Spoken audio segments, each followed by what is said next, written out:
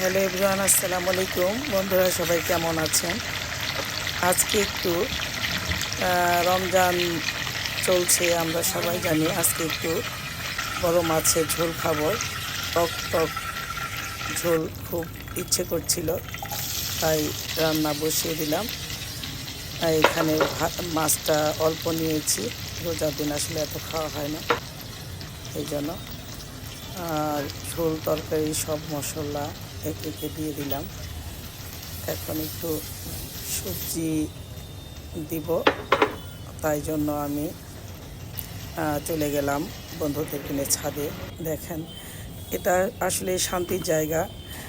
নিজের হাতে লাগানো কিছু দিয়ে আমরা যদি খেতে পারি, আসলে এটা আসলে যারা বাগান করে খুবই শান্তির জায়গা, খুবই ভালো লাগে। নিয়ে তরকারিটা বসিয়ে দিলাম। আমরা সবসময়ই বাগানি বন্ধু যারা যারা বাগান, আমাদের রক্তে আসলে মিশে আছে কৃষি।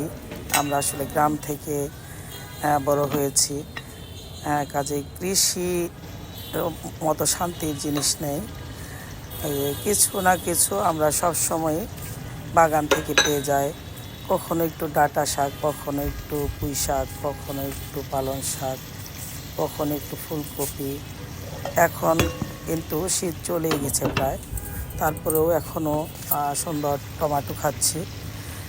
মন চাচ্ছিল একটু টক টক ঝোল খাবো রোজা থেকে, তাই ছাদে চলে গেলাম আর একটু সুন্দর কিছু টমেটো তুলে নিয়ে এসে তরকারিতে অ্যাপ্লাই করে দিলাম। তো আমার মনে হয় আমরা সবাই যদি টুকটাক এরকম গাছ লাগাই, তাহলে আসলে আমার একটা অভিজ্ঞতা আমি বলি। আমি খুব ছোট থেকে গাছ লাগাতাম। আগে যখন গাছ লাগাতাম, আমি জানি না কার কাছে কেমন লাগছে আমার গল্পগুলো। তখন খুব ছোট ছিলাম, গাছ যখন লাগাতাম, একটা গাছে যদি কলি আসতো, সেই কলিটা দেখার জন্য রাত্রে ঘুম থেকে উঠে চলে যেতাম। আমার বাগানি বন্ধুরা অবশ্যই এই জিনিসটা উপলব্ধি করবে যে আসলে এরকমই ভালো লাগা। তো আপনাদের সাথে গল্প করতে করতে এই ফাঁকে আমার তরকারির ঝোলটা হয়ে আসলো। পাতলা পাতলা টক ঝোল, খেতে খুবই মজার হয়, খুবই মন চাচ্ছিল, তাই তৈরি করে নিয়ে নিলাম।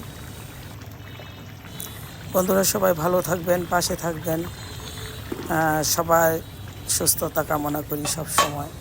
সবাইকে সালাম, আসসালামু আলাইকুম।